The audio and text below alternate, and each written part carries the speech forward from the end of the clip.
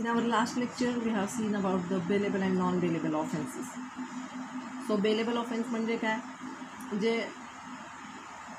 छोटे ऑफेन्सेस आहेत त्यांची बेल होऊ शकते, आणि non bailable offences are more serious when compared to the bailable offences. जेव्हा आपण कंपॅरिझन करतो की बेलेबल आणि नॉन बेलेबलमध्ये कोण सिरियस नेचरचं आहे, त्यावेळेस आपल्याला कळतं की नॉन बेलेबल जे ऑफेन्सेस आहेत ते सिरियस नेचरचे आहेत. Okay, generally serious offences punishable with 3 years. जे सिरियस ऑफेन्सेस आहेत ते 3 वर्षापर्यंत त्याला शिक्षा होते. 3 years इम्प्रिझनमेंट अँड अबाव, 3 वर्षाची शिक्षा किंवा त्याच्यावर त्याला शिक्षा होते, म्हणजे जेल होते. आणि non bailable and the offences punishable with less than 3 years imprisonment are bailable. हा साधा कॉमन जनरल फरक आहे की 3 वर्ष शिक्षा झाली किंवा त्याच्यापेक्षा जास्त शिक्षा झाली तर तो नॉन बेलेबल ऑफेन्स आहे, आणि बेलेबल ऑफेन्सला पनिशमेंट किती असते, लेस दॅन 3 years. ओके, आता distinction between bailable and non bailable offences तुम्ही पेपरमध्ये सुद्धा असंच लिहायचं आहे. याच्यावर तुम्हाला शॉर्ट नोट येते किंवा छोटा प्रश्न येतो. बेलेबल ऑफेन्सचं काय करायचं, आधी सेक्शन लिहायचं. Section 2A. नॉन बेलेबल ऑफेन्सचं आहे section 2 sub clause 1. The accused is entitled to be release on bail. Bailable ऑफेन्समध्ये बेलेबल आहे, आणि नॉन बेलेबलमध्ये the accused may not be released on bail. Okay, पहा आता कॉग्निझिबल ऑफेन्स आणि नॉन कॉग्निझिबल ऑफेन्स हा फरक आपण पाहिला आहे. कॉग्निझिबल ऑफेन्स दखल घेणारा गुन्हा हा नॉन बेलेबल असतो, आणि जो बेलेबल ऑफेन्स आहे तो कसा आहे, दखलपात्र नसतो तो गुन्हा. नॉन कॉग्निझिबल हा फरक लक्षात ठेवायचा, नाही तर नॉन कॉग्निझिबल नॉन बेलेबल असं सेम नाही. So here the accused has right to be released on bail, bailable. The accused has no right to be released on bail. However, the person accused of non-bailable offense may be released on bail subject to judicial discretion. तो पण बेलवर सुटू शकतो, पण judicial डिस्क्रिशनवर आहे, judicial डिसिजनवर आहे. Less serious in nature. Bailable offences are less serious in nature, आणि इकडे non bailable offences are more serious in nature. Generally offences punishable with imprisonment for less than 3 years, हे लक्षात ठेवा, हा इम्पॉर्टंट पॉईंट आहे. Are bailable offences. Generally the offences punishable with imprisonment for 3 years और मोर R non bailable. 3 वर्ष किंवा 3 वर्षापेक्षा अधिक पनिशमेंट असेल तर नॉन बेलेबल ऑफेन्स आहे.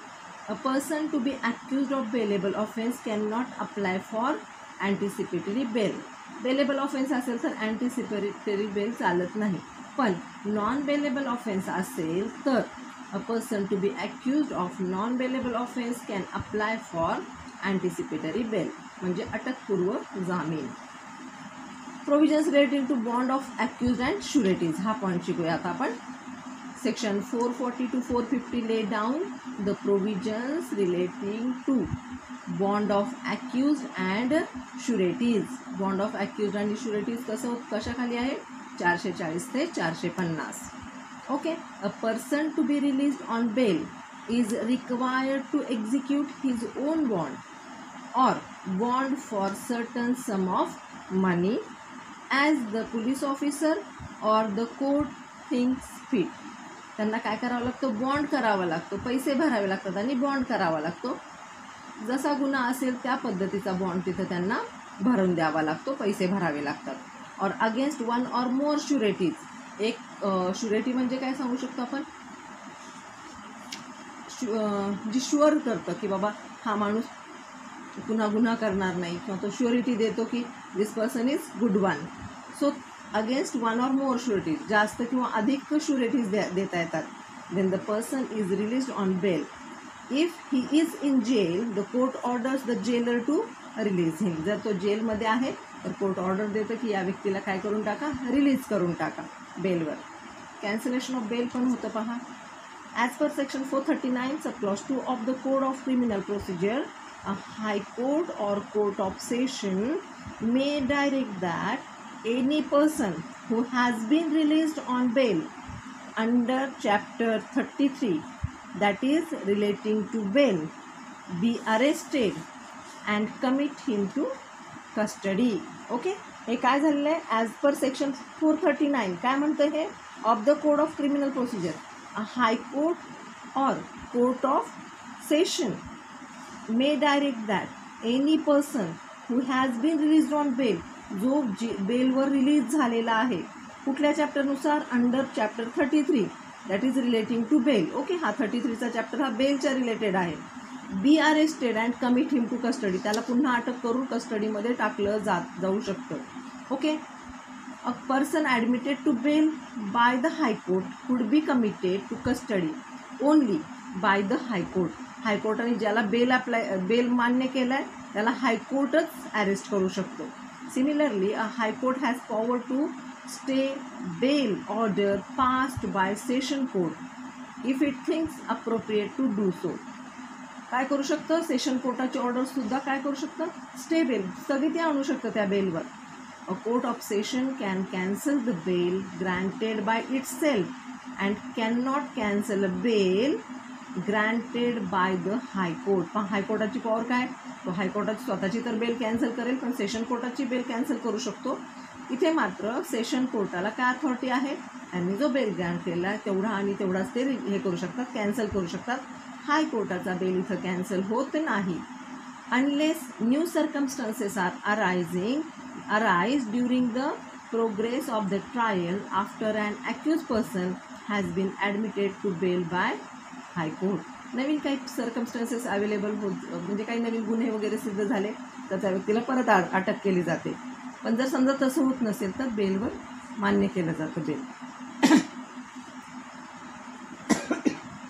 The Supreme Court has also power to cancel bail allowed by the High Court. Supreme Courtला authority आहे if there is a wrong exercise of direction by the High Court. Okay, आपल्याला माहिती आहे hierarchy पाहिलेली आपण JMFC नंतर कसं कोर्टाचं हे वाढत जातं आणि supreme court is the last one supreme authority. Cancellation of bail can be order only on stronger ground पण तसं असायला पाहिजे तर कॅन्सलेशन होतं बेलचं. Bail may be cancelled on the following grounds as per the verdicts of different courts. Okay, verdicts म्हणजे नियम, कोर्टाचे वेगवेगळे नियम, rules. When the person on bail is found tampering with the evidence. Tampering म्हणजे evidences नष्ट करण्याचा जर प्रयत्न करत असेल असं जर लक्षात आलं तर त्याचं बेल काय केलं जातं? कॅन्सल केलं जातं. Either during the investigation or during the trial. म्हणजे आता त्याला बेल हे झालेलं आहे, इन्व्हेस्टिगेशन चालू आहे आणि तो पुरावे नष्ट करण्याच्या मागे लागलेला आहे तर ऑफकोर्स त्याला पुन्हा अटक केली जाते, म्हणजे त्याचं बेल कॅन्सल होतं. When a person on bail commits similar offence or any heinous offence during the period of bail. तो बेलवर आहे, बाहेर फिरतो आहे. समजा एखादी व्यक्ती रेप केसमध्ये अटक झाली होती, त्याला बेल झालेला आहे, तो बाहेर आणि पुन्हा त्याने रेप केला तर त्याला अटक करण्यापेक्षा पर्याय दुसरा कुठलाच नसतो. त्यामुळे त्याचं बेल काय होतं?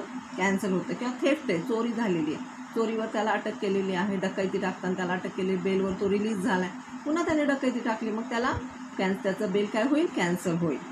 Wien the person on bail has disconded and trial of the case gets delayed on the account.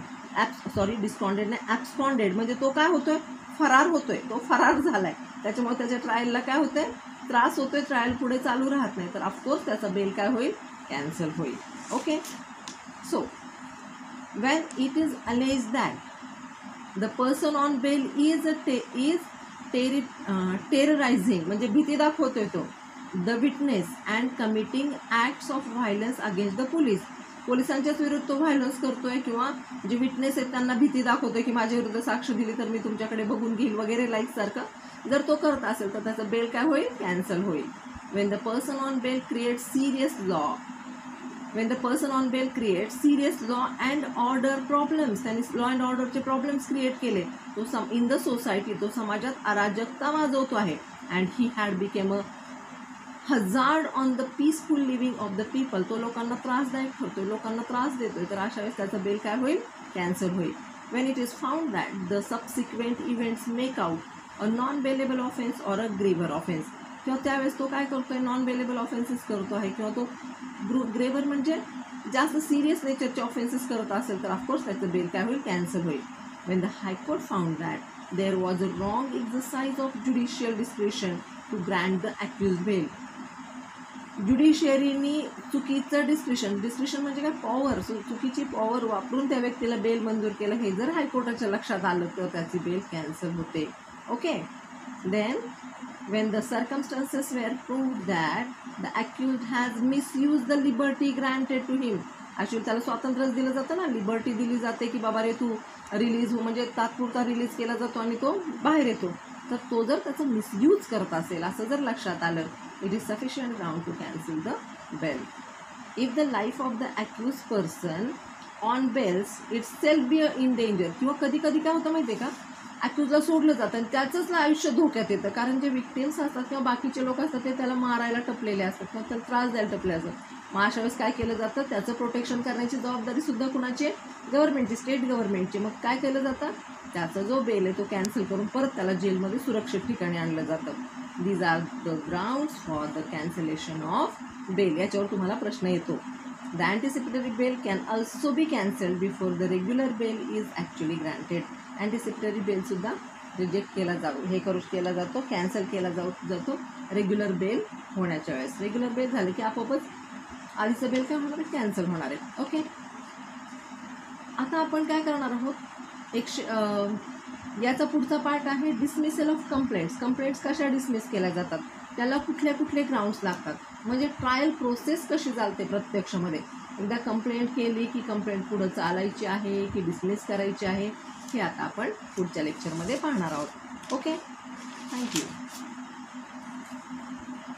Bailable and non bailable offence section 2 subclause A. The term bail has not been define in the code. Term bail ही कुठेही define केली गेली नाही कोडमध्ये.